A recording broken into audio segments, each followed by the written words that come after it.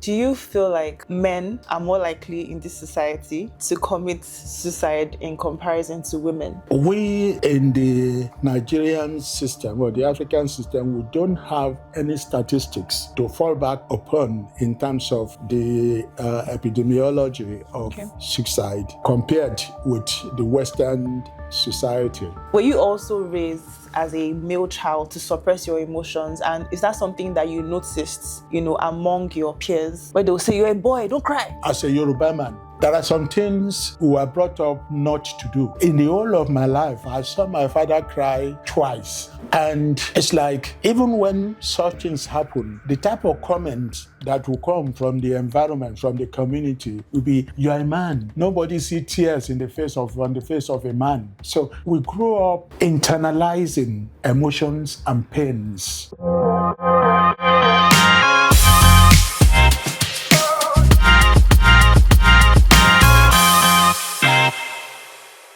Thank you very much, sir, for coming. Thank you. When I told my sister that I was having you today, she was screaming. She was like, "Oh my God!" She was so excited. And then she sent me questions to ask you from her that she had. Because in my adult years, when I was opportune to meet you again, the first time I met you, I was like, wow, it was very interesting to meet someone like you from your generation who was, for a lack of a better way to put it, very progressive, open-minded, and just, I didn't feel fear, to approach you and have conversations with you. So that I really, really, appreciated that a lot. And you're actually one of the reasons why I opened up my mind and said, okay, let me even try and understand, people from this generation, that maybe nobody's really wrong. It's all perspectives, and then just, being open to listen and understand where both people are coming from. So thank you very much. It's very encouraging for those of us that actually want to understand, a lot of things. So thank you. Thank you. Thank you for having me. You're welcome. So I'll just get right into the question. What inspired you to study psychiatry? Well, let me start by saying that basically I'm not a specialist psychiatrist. Okay. I joined the psychiatry career cadre. I got to the UK at a time when UK was trying to modernize medical training, and two cadres were open to us. You either go into training as a resident doctor, that is training to become a consultant, or you can stay as a career doctor, a career medical officer, specializing in a particular field. And in that case, we were referred to as staff grade doctors. Okay. We were staff grades in psychiatry. And I was in general and adult psychiatry for a period of about 15, 16 years. Okay. So what stimulated me into psychiatry? First of all, at that time, it was really difficult getting into a lot of specialization because of competition with home students. And those of us who were trained abroad, who got to the UK then, have to go into specialties that are not really very popular with the homegrown students. Okay. And so I found myself in psychiatry, and I have loved being in psychiatry since then, and that's what it's been. Okay. So while you were practicing in the UK, and then now that you're in Nigeria, what are the few differences that you've observed? I think the first difference that we have is the lack of social services. Okay. That is social support for the mentally unwell. No. Then there is the cultural stigma that follows virtually anyone who declare himself to be mentally unwell. And because of this stigma, a lot of people will rather keep to themselves, not declaring their mental health difficulties. And what we see nowadays, we now see a lot of them developing into very severe situations, severe depression setting in, and consequently we now have frequent cases of suicides, which is very apparent, especially in Lagos nowadays. So lack of social support from government perspective, the social stigma from the community where the person with mental health issue lives, I think all that combined to make things really difficult and makes the practice of psychiatry in the community a very Herculean job. Okay. You mentioned the increase in suicide rates. When you compare how, I mean, there's one question that most of us have actually is, were people committing suicide in the past? Because there's a myth that suicide rates is something very new to like the Nigerian society, and back then, people were not committing suicide. So is it, so what would you say about that? Did you hear about, people committing suicide when you were younger? Well, I grew up knowing that it is a taboo in the Yoruba culture, and especially in the culture where I grew up, for someone to kill himself. If a suicide occurs in a family, especially say by hanging, before you bring that person down from the rope that is hanging them, you have to do some ritualistic practices, service to the community. And that is on the short-term situation. On the long term, members of the community will want to run away or stay away from a family where suicide has happened. Like they don't want to marry into that family. Wow. You have some partial ostracization of that family. So it is not something that you hear of. But the modern society is a completely different situation. Depression is considered to be the second most common cause of death after cardiovascular issues in the Western world. The load and the cost of depression and related mental health system is very, very severe in the Western world. As such, the governance system provides support for the mentally unwell, whether within hospital and in the community, such that they are very well sustained. And while issues of suicide is a persistent thing, there is an adequate amount of support in the Western world, which we don't have here in Nigeria or in the African environment. Okay, so for those people who, like you said, it's very different, then and now.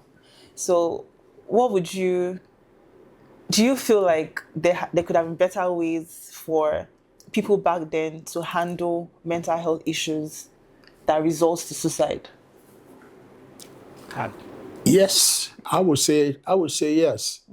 The community system was a much better system back then, and I think that still obtains in the more rural environments of the Nigerian communities. There is no social isolation in the African community because we have the extended family system. There is always someone who will have your back when you have problems. Children play together in the moonlight, knowing each other, supporting each other, and those are support systems that prevent people going into depression or not being able to share their problems with other people, as it happens nowadays in the Western culture, which we are copying. So the typical African system is a very, very supportive system. And that sort of protect people against mental illness. Okay, so I was going to ask, in your own opinion, do you feel like men are more likely in this society to commit suicide in comparison to women? And whatever your answer may be, what do you think, looking at now, the way things are, what do you think might be contributing to that? Well, we in the Nigerian system or the African system, we don't have any statistics to fall back upon in terms of the epidemiology of suicide compared with the Western society. But I think issues of depression is commoner in the female than the male, especially in the second and third decade of life. That's 20s and 30s. That is during the teenage years. Teenage years. And in the 20s. Female are much more likely to fall into depression than male, and they are much more likely to, if no support, if no treatment, they are much more likely to embark on suicide or parasuicide behavior than male. But in the later part of life, male have more tendency or higher tendency towards depression and towards suicide and parasuicide behaviors. And male, that's the gender male, are more likely to complete suicide than female. That's true. I saw that somewhere, that even though women are more likely, men are more likely to actually go ahead with actually committing suicide. To complete suicide, yes. So there's the idea that men nowadays are weaker than men of, let's say, our father's generation, which I find very interesting. But I mean, how does that make you feel from your own observation? Because that's the idea now, that it's, on social media, when you talk about like the patriarchal society, how a man should be spending for the family, and then now you have 50-50, going on in terms of splitting bills. So there's a perception now that men are, the reason why suicide rate is probably going up the roof is because, men now are weaker compared to before, and are succumbing to what's called the pressures of. Well, I will put it, we are in age of science. There is really no statistics to support that assertion. But nevertheless, one feels that women are more emotionally stable than their male counterparts. On the average, women are generally more able to withstand emotional situations Okay. much better than men. Okay. And from my experience, I think one can look at that from the way men and women are brought up from How they're childhood raised. to adulthood. Okay. The man is brought up in such a way as to believe that he is the king, he is the de facto head of his environment. And female are brought up with a sense of service. A woman ordinarily can do 3, 4, 5 things all at the same time, and we do them reasonably well. Whereas men, give them more than 2 things to do at the same time, they become quite Stressed. overwhelmed and confused. Yeah. So when it comes to emotional stability, I think women are much more stable Okay. than men. Men. Okay. It's very interesting, and I mean it makes me want to ask the question of, hormones. There's the idea that women should, well, let's say before, women should not really be considered for leadership roles because we can be very rational. We feel things deeply, our hormones, monthly cycle, then the hormones that come with pregnancy, all of those things come into play. So there's actually the perception that makes us very emotionally unstable and our judgments kind of warped. So, so it's very, while everything you said, I definitely agree, but there's also this other part as well. So how do we balance that? Well, I think it's really Okay. a misconception. Okay. Women, when it comes to decision making, they can be quite firm and they can be quite logical and they can be very goal-getting. The previous question you asked was of strength. Strength, yes. When it comes to raw strength, muscular strength, yes, men are stronger.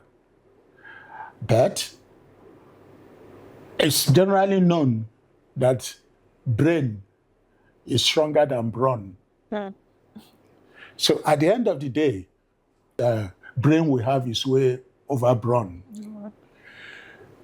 But when men take a task, because of their nature, they can take a single task and exploit to its very, very logical end.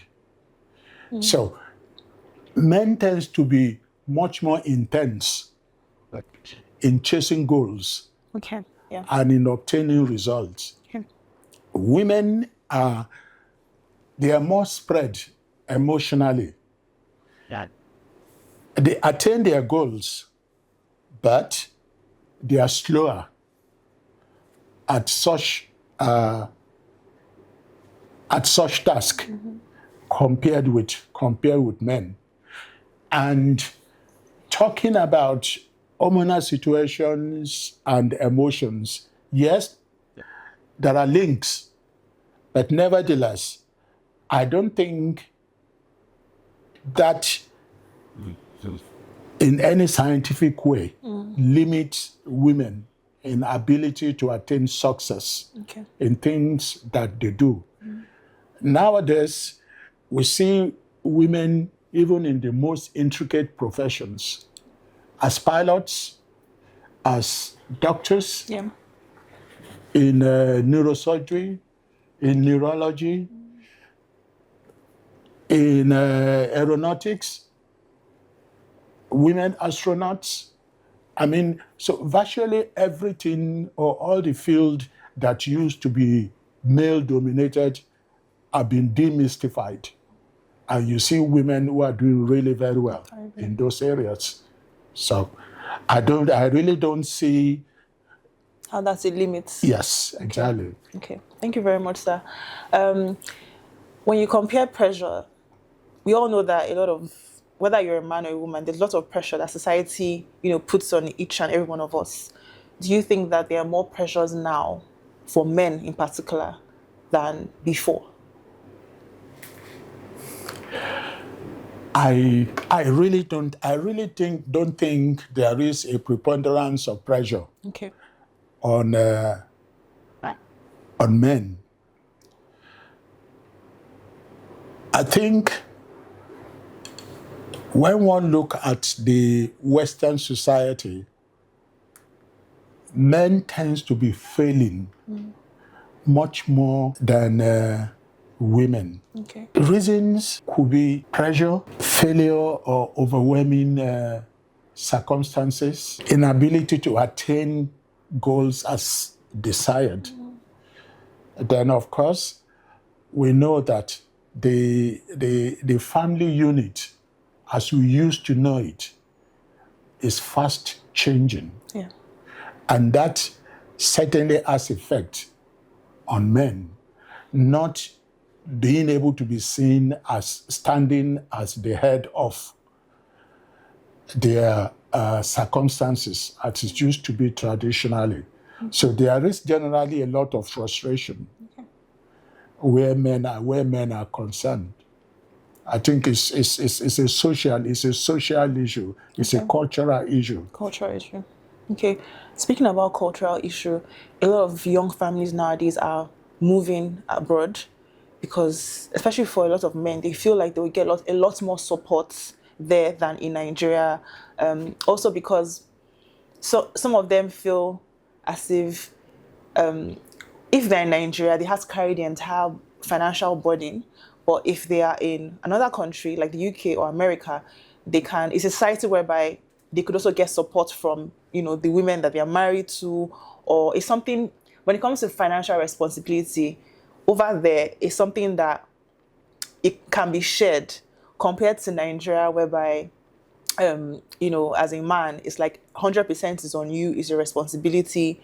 So as a result of this, a lot of people wonder, do Nigerian men in Nigeria go through more pressure, as a family man or as family men in comparison to Nigerian men in the diaspora?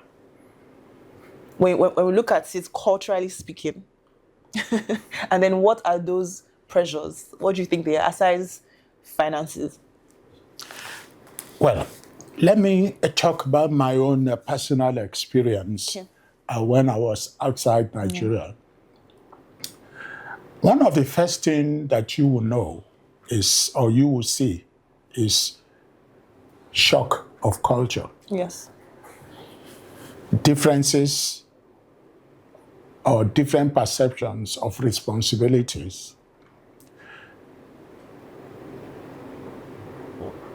We here in Africa, we are brought up as men to see yourself as in control of your family. The society itself is patrilineal. Whereas when you go out of Nigeria, you get to the UK, for example, the system in UK is more supportive of women and children than men. And some of the things you can do here and get away with, you definitely will not get away with it out there in the Western societies. Then, of course, there is, like I said before, the social support that is available there. Children will go to school. Teachers will ask them questions about their homes, about their families. You get social services visiting homes if there are suspicion of abuse, neglect to children or to women. These are all facilities that are not here. And as such, when you are out of the country to the Western world as a Nigerian man or as an African man, you experience a sort of depreciation in your value or within the family. And if you're not careful, it's easier to lose control of your family out there than here in Nigeria. The culture out there is much more liberal towards women, towards children.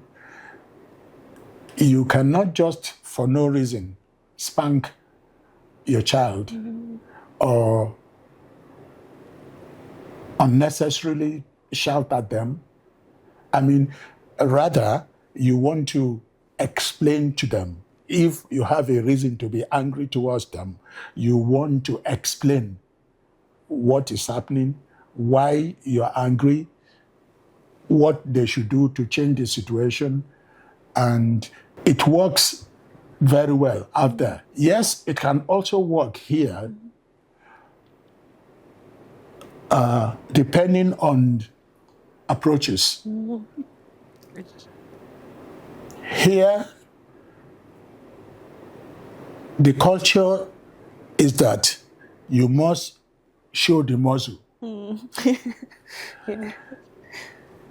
Showing the muscle means you are in control. Yeah. If we look back at our fathers, they were in control because they completely control the economy Yes. of the family. Yes. The money that comes in, the purchasing and everything. And it's a society that is very, that allows you to marry as many women Yes, as it's you possible. can Yes. economically maintain. And women don't just sit down at home. I mean, in the cultural past, women engage in marketing, they engage in farming, they engage in animal husbandry and other things like that to bring money home. But despite the money a woman might have within the African culture, the man must be seen to be the maintainer Okay. of his household. Okay. So the cultural difference now is out there. The women economically is as powerful as the man. So that edge does not show anymore. And the man, his muscle has no more value. Oh. Like back home in Africa. So I think all that put together is saying that the liberalism, the equalization of gender, the social services that support women and children, all put together sort of speak to the man to mellow. So he does not feel as powerful as the Nigerian man in Nigeria. How important that feeling as a man of, being powerful, how is it very important for, let's say, I don't know if I should say men in general or just, again, Nigerian men? How important is that thing for a man as far as his mental health is concerned? Is this something that men can really do away with? Or is it something that is very essential as far as a man's existence is concerned? Well, I'll put it this way. Okay. I think it's an African thing. Okay. It's an African thing, and it is innate. Okay. What does that mean? It is an animal or instinctual attitude. Feeling. Yeah. The male monkey as a territory to himself. Okay. And everything that is within that territory comes under his control. The male lion has his own territory. So there is this natural attitude of territorial possession. I think it is still part of the native African man Okay. to say that his family is his territory. And he is to be seen to be in control Okay. of his family. And when you look at the upbringing of male children, Yeah. the way their mothers, their fathers talk to them Yeah. as they grow up, it is control, take control. You are expected to take control. You are expected to be a leader. You are expected to be. Yes. So they grow up with this mentality of I'm in control. So if for whatever reason they fail to actualize this mental process that brought them up, I think it gives a feeling of not achieving, Not a achieving. feeling of not being what you're supposed to be, a feeling of failure. So that's why I said it is an African thing. Okay. So it is part of the mentality of an African man or of a Nigerian man, if you want to come closer home. So in effect, what we're saying is that the African man in an African environment want to feel like a king. He wants to feel in control of his home, his environment. And failure to be in that control does not augur well to his mental state. I think that's the way I can put it. So when you now go out of the African system with that mentality, and you now see that things are not running the way you're way used to. it used to be or the way you're used to, it's frustration. And that's the reason why when you look at the Africans in diaspora that are now so much divorces, so much separations, so much frustrations, and the consequences of that includes children in disarray, men in prison or in correctional homes, and a good number of them in mental health facilities. So that's what you get. Okay. It's one of the cultural shocks that happen when we travel out of our natural environment. So for a lot of young men who grew up trained this way, and this is their reality, they watch their fathers live their lives like this. What would you tell them when you look at how society is right now? What would you tell those of them that are struggling because they have made, let's say, the ability to provide as a man, and they found themselves failing in that way? What would you tell them as a way to encourage them or to help them out of this shock? And this kind of thought process, is it helpful or is it detrimental to their mental health as a man? How would you help them out of that sort of situation? Especially if the reason why they are struggling mentally is because they are unable to meet this standard that you have explained. Well, I think the only thing that is constant in life is change. Okay. And we are at a point where parents should realize that the world is not what it used to be. The world is now so global, so much like a village. You will shout here, the person in America will hear you. you. You will shout here, the person in Australia will know what you're shouting about immediately. So we now live in a global village. Children here easily copy what happens in other parts of the world. And as such, parents too should be able to copy the good things that are happening in other parts of the world.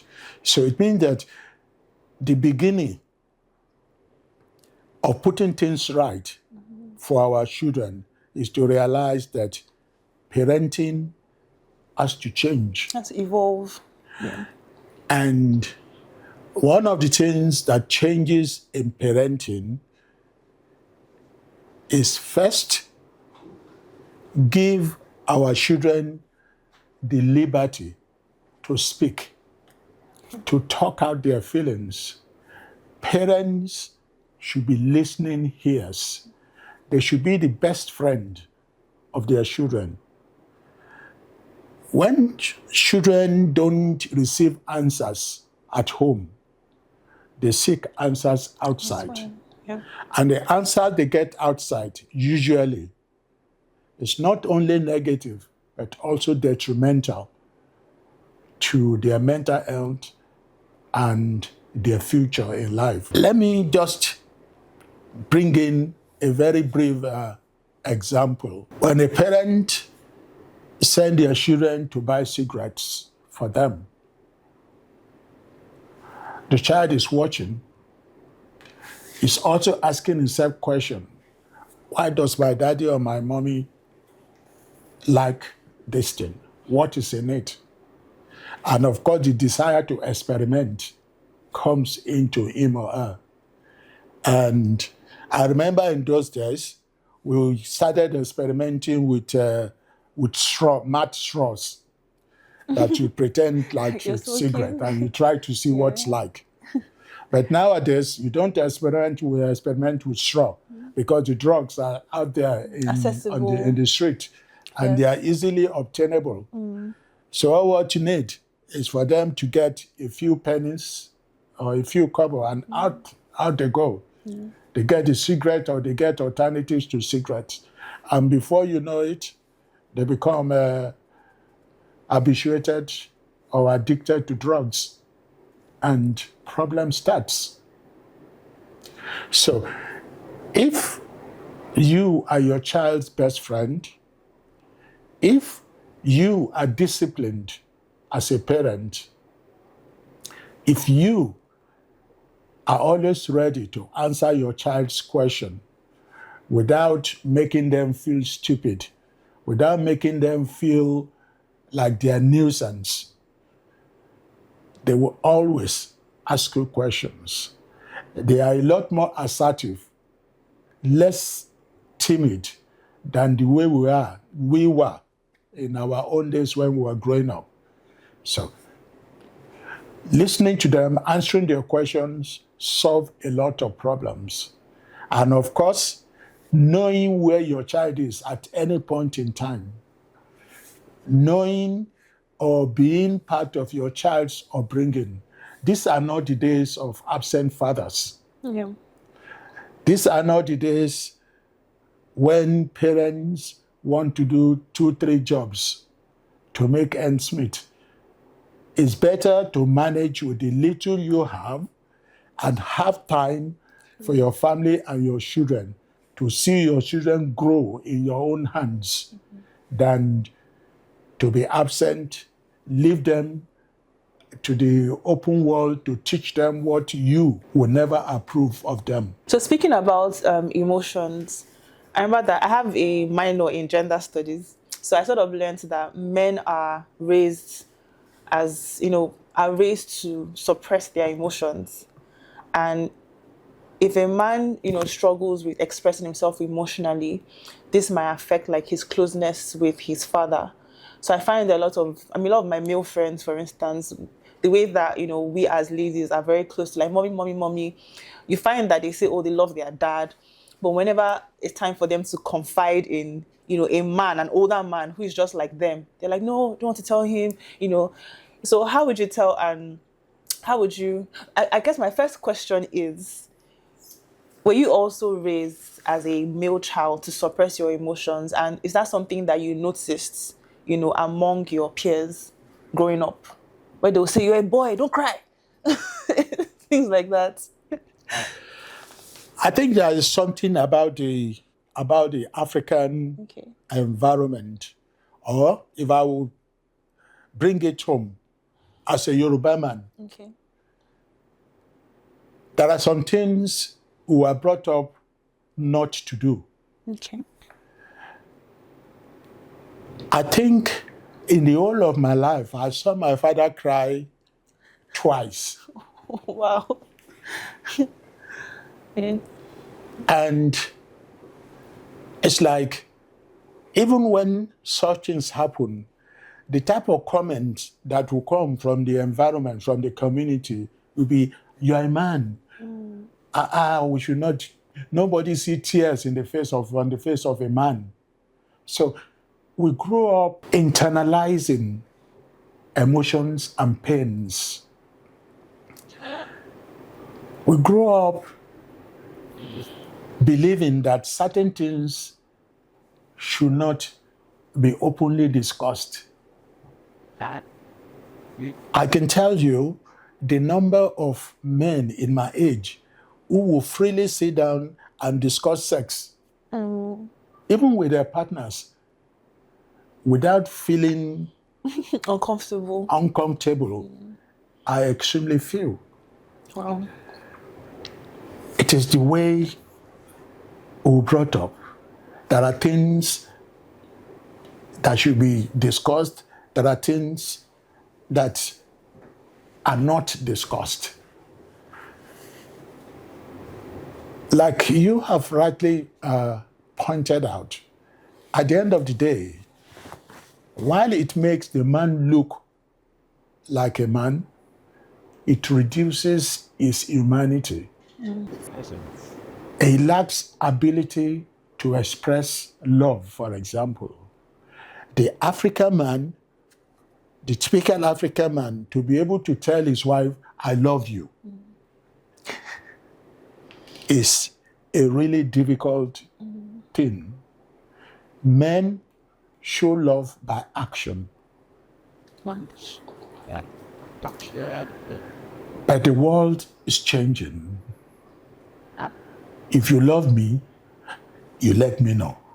And the way you let me know is to talk about it, to say it. Say, I love you. So, we, in the course of parenting, should start shifting from that age-old style to be more open about emotion. Hug your children. Tell them I love you. Make them too say, yes, Daddy, I love you too. Give them that sense of ease when it comes to these so-called taboos. Enable them to express themselves easily without shouting at them, without making them look stupid when they ask questions. If they grow up being able to assert themselves, being able to express themselves, they are much more emotionally stable and more open and better in terms of their mental health. So, back to your question, I'm saying that all this needs to be done right from when you're bringing up the child. You have to allow them to express themselves in any way they want. Okay. But you should also be able to assert standards, to be able to say, these are the boundaries. Okay. These are the places beyond which you do not say this or you should not say that. But between you as a parent and your children, there should be total openness, which of course, even without teaching the children directly, they copy you and your wife, the way you relate to each other. And that should be a mirror for them to emulate as they grow up. You mentioned the importance of drawing the boundaries. I was going to ask a question. A lot of people are very worried. A lot of young parents are very worried about, let's say, let me bring it down to Christian young families who are very worried about things like homosexuality and all those things. And in as much as they want to teach, let's say, their sons, for instance, to be to express themselves emotionally and all of that, they're also worried about raising, quote and unquote, or for lack of a better word, boys that are more in touch with their feminine side than their masculine side. So I think in as much as a lot of people want to do, what you have said, because that's a very healthy way to be raised, they don't know how to balance it, because that's their fear. So they're wondering, do we just stick to the way our parents raised young boys, just be firm, be strong, be masculine, and just leave it at that? Because how do we balance this whole, teaching you how to express yourself, yet still being masculine? I think all this has to do with the home where the children grow up. In homes that are ambivalent, problems develop.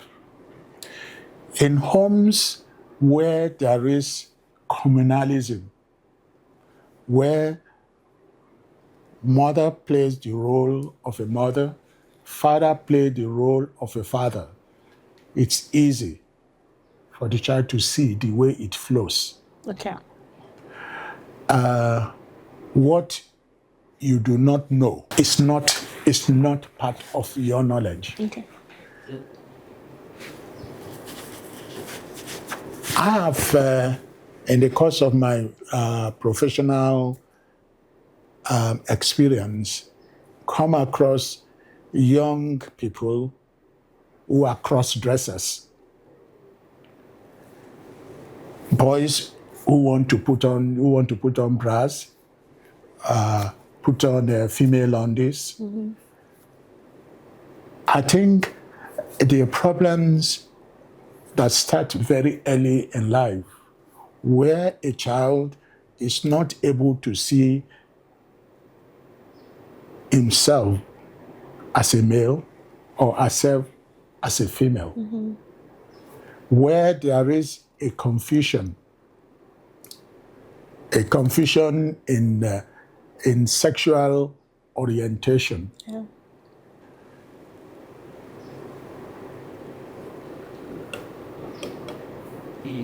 I think parents should teach a boy to know he's a boy. We should teach a girl to know he's a girl. And that there is no midpoint. There is no mixing.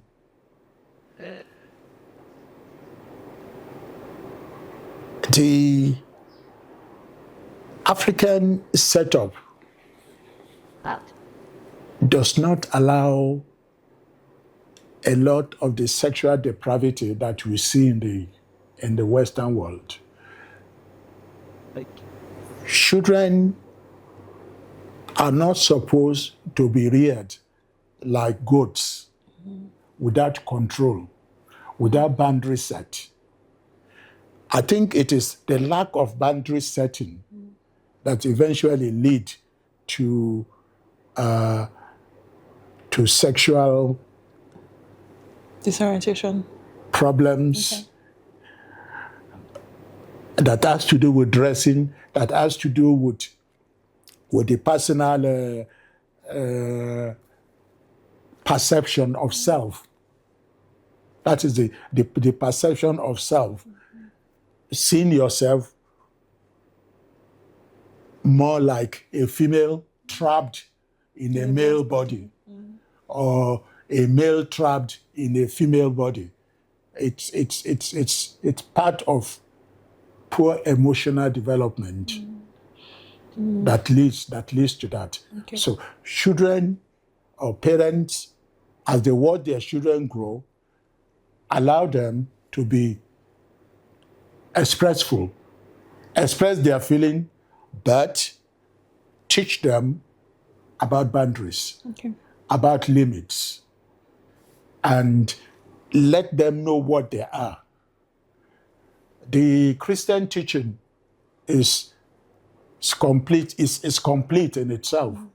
There is no halfway the men or halfway women. You are either a man or a woman. God created Adam and created Eve. Eve was a woman. Adam was a man. He wasn't a transvestite. There was no ambiguity about the sex of each one of them. And when the sacrament of marriage came into place, it wasn't a marriage between two men or between two women. The Bible says, for this, a man will leave his parents and cleave to his wife, and the two shall become one. That's what the Bible says. It didn't say a man will cleave to a man, or a woman will cleave to a woman. It's not biblical. And we should be able to assert that and let our children understand that. Okay. There was a point you mentioned about it's been very, very important for families to raise boys as boys and girls as girls. And right in sociology, I learned that the family units or the function of the family unit is very important as far as society is concerned, and as far as why the role of society in people's lives, and also even down to I think about countries and nations, are wide. So I think that brings me to gender roles. Do you feel like gender roles are very important, especially now that men are learning to do things that women are raised to do, and vice versa? So do you think that it's very necessary that we uphold the idea of gender roles? The gender role, like you describe it, is really very important. Okay. And the family is the architect of the gender role. The family? You said the family? The family. Okay. As the architect of the gender role. What you make your child from inside the family is what it takes to the larger society, or what she takes to the larger society.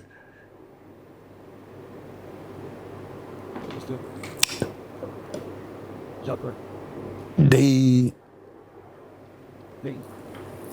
mother giving the service within the family of a mother, the father giving his services as a father, is what the child sees from cradle to adulthood.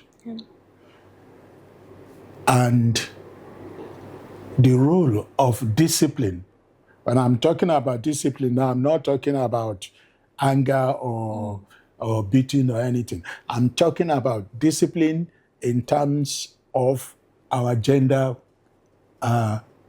roles. Okay. When the father is absent and a child is brought up all by a female, is definitely not a balanced personality. Okay. And on the other hand, when a child is brought up by a man all is or alive is not a balanced person.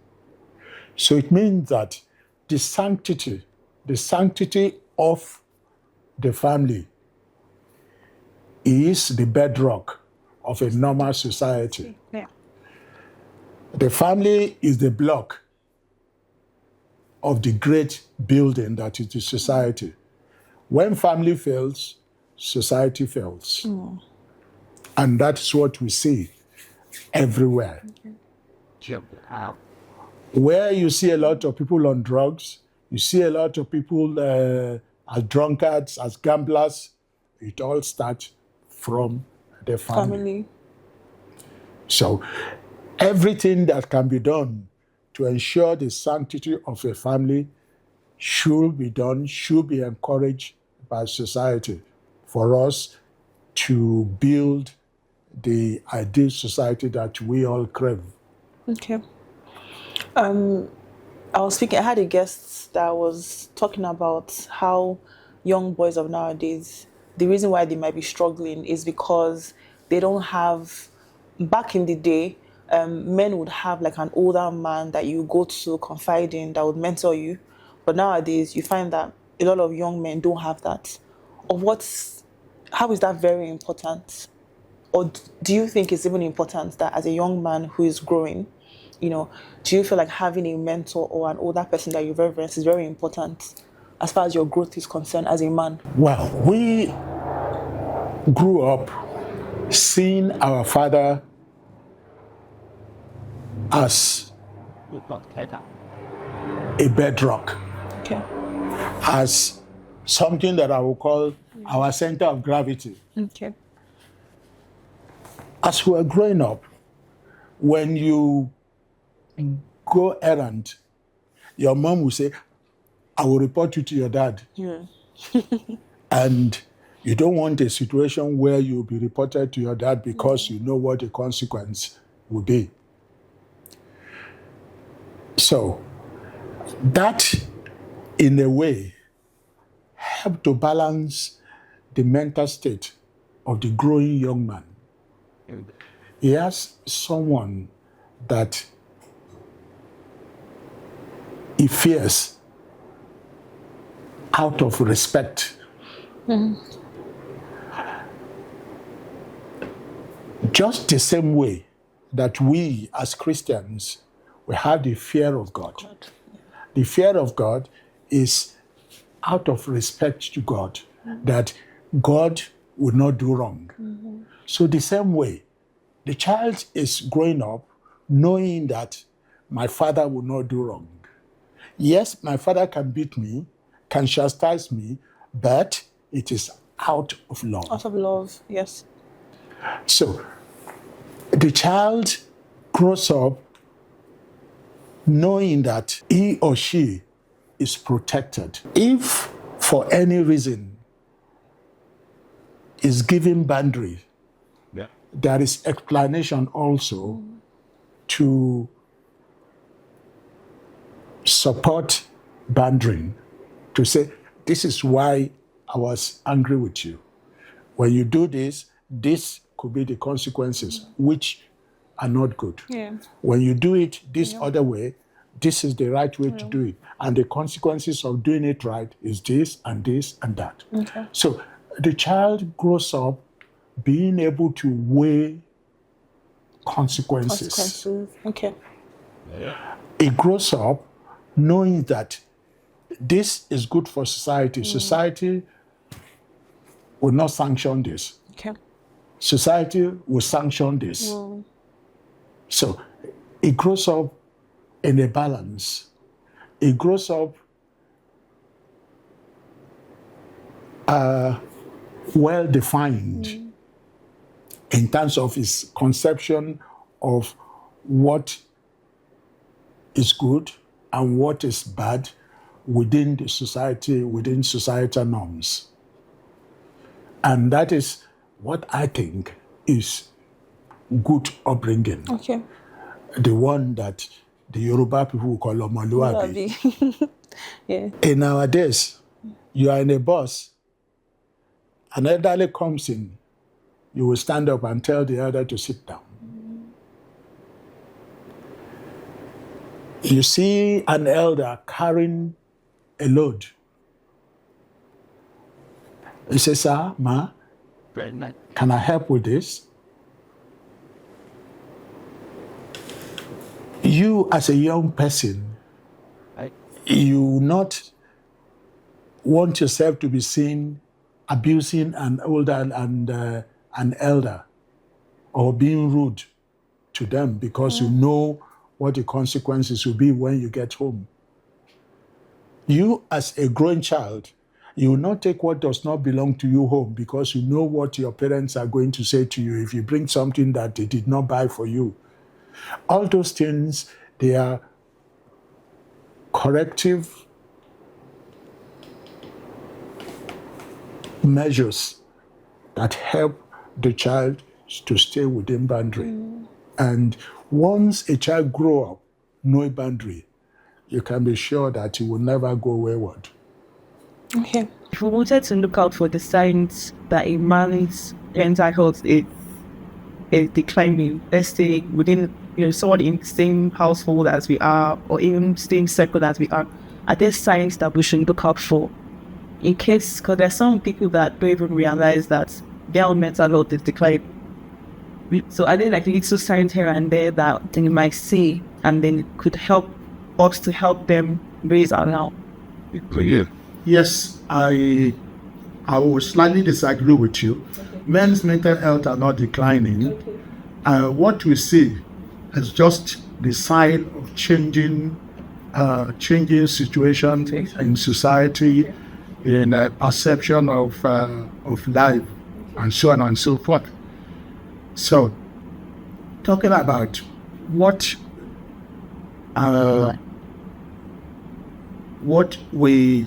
the things that should prompt us to tell people to say, go and check yourself. Yes, there are quite important signs and symptoms that are available. If you know someone who is not getting adequate sleep, if you know someone that is always irritable, and it's important to stop. If you know someone that is always complaining of fatigue, aches, back pains, muscle cramps, and so on and so forth, some of the time these might be signs of stress. And these are people who need to talk to a health personnel so as to get reasons why they feel the way they feel, why you're not sleeping, why you have headache, why your muscles are crampy, why your mood is always grumpy.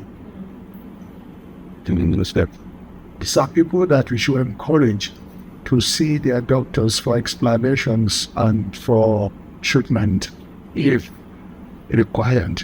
Okay. To my final question, for young men that may be watching this right now and they feel very low, depressed, sad, just as a result of the expectations that society has or has put on them, what would you tell them? But let's start first of all. The Bible says there is no temptation that is put on you that has never been put on some other persons. So there is really nothing new under the heavens. There are situations where one is not getting the results that you expect, consequent to your input or consequent to your efforts. That is in itself is not failure. One of the things that we notice, or I personally notice these days, is that young people are very much in a hurry. Yes. Young people want to attain what took you 20 years to attain. They want to attain it in 1 or 2 years.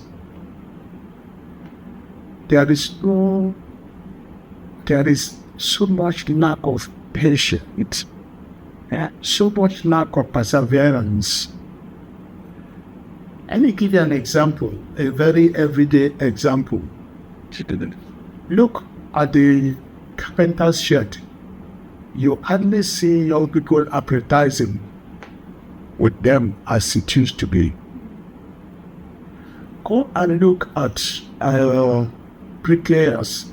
You hardly see young people trying to learn those old, solid professions. Young people now prefer to go and work in a Chinese company as underlings, just because you are earning immediate little cash, which does not carry you anywhere, does not take you long. So,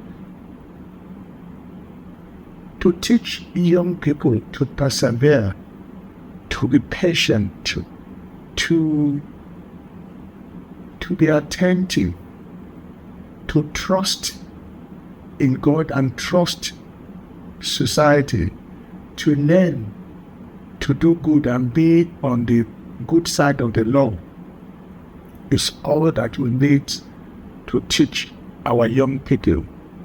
And for those who for any reason becomes unduly depressed for lack of achievement or whatever reasons, there are facilities, there are therapists all over the place.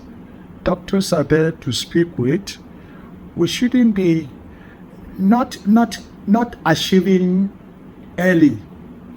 Should not be a shameful thing. In fact, my personal philosophy is that there is no failure in life. What I think is in life is postponement of success. So, if you think you failed today, all what has happened to you have not failed. Your success is just shifted a little forward for you to catch up with you. So, try them. Keep striving. Don't allow yourself to be tired or to be depressed. Your success will surely come.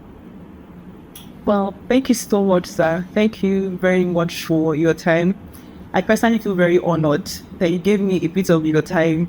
And I'd like to say again, a very, very big thank you for coming here and accepting to be a part of this. But before you go, we have a little gift for you. And certainly. Yep. So this is like the little care from us to you. What? And then we hope that you're reminded every day, to take care of yourself, to love yourself, and also reminded that you always matter. So yeah, thank you for coming. Thank you very much, sir. Thank you very much. I appreciate this and appreciate your desire to bridge the distance between our generations and your generations. I pray for better strength, greater wisdom, and divine understanding. Okay. Thank you very much. Thank you so much, sir. Well appreciated. God bless you.